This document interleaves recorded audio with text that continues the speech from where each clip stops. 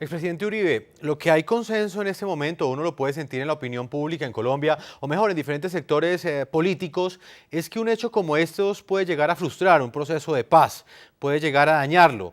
¿Usted qué conocimiento tiene de lo que pues, se está hablando al interior de las fuerzas militares, al interior de las fuerzas policiales, donde pues finalmente provienen los dos secuestrados que han ocasionado este obstáculo en el proceso de paz, por llamarlo de alguna forma? ¿Qué información tiene usted, señor expresidente? Lo que uno nota es lo siguiente.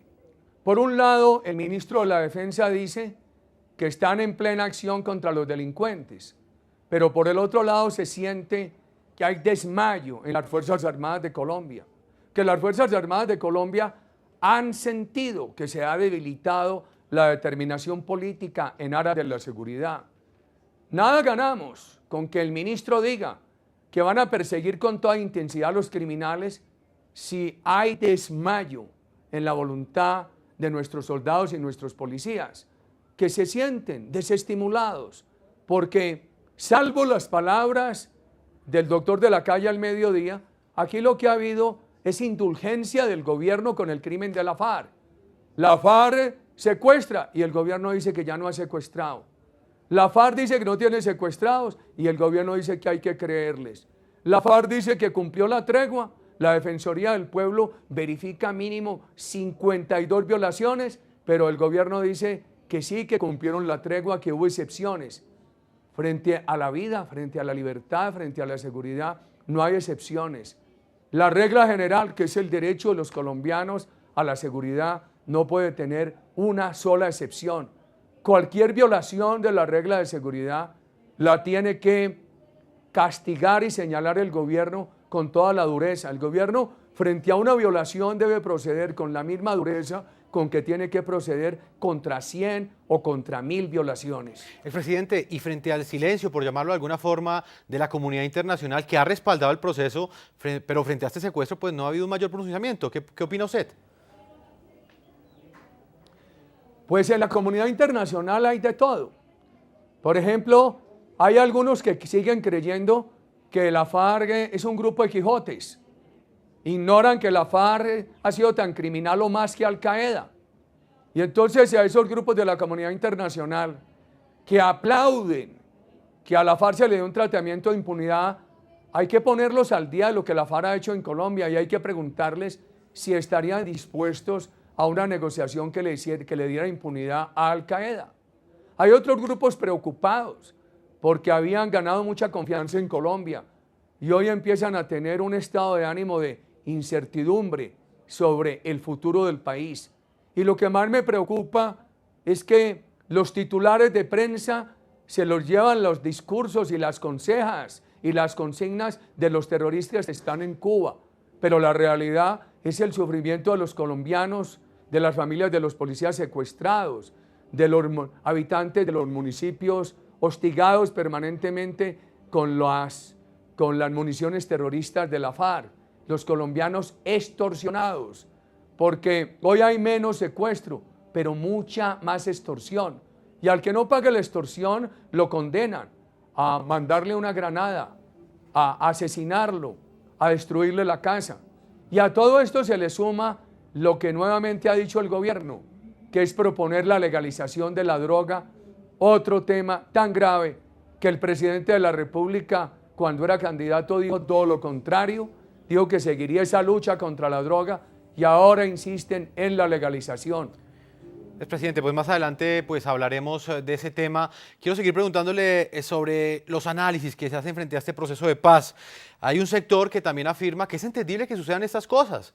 De alguna forma son partes enfrentadas, partes en conflicto y es evidente que de parte y parte pues se den este tipo de choques. Dicen los que analizan el proceso de paz de esa perspectiva. ¿Usted qué opinión tiene frente a este tipo de análisis que de alguna manera para algunos sectores también se justifican o intentan justificar los desmanes del grupo terrorista de las FARC? Yo creo que ese es un falso dilema y en ese error han incurrido muchos. Una vez leí en un periódico español que Santos ha pasado del radicalismo militar de Uribe al diálogo. Nosotros lo que hicimos fue aplicar una política de desarticulación que tenía 3 elementos: firmeza en el ejercicio de autoridad, Desmovilización generosa, pero sin impunidad.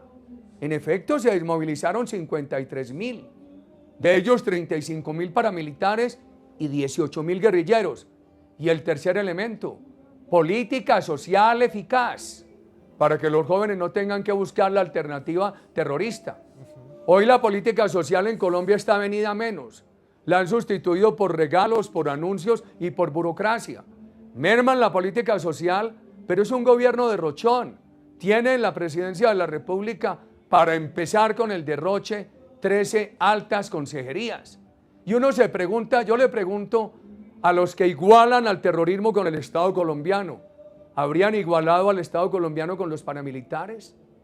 ¿Habrían apoyado con los paramilitares una negociación de impunidad como la que apoyan con la FARC?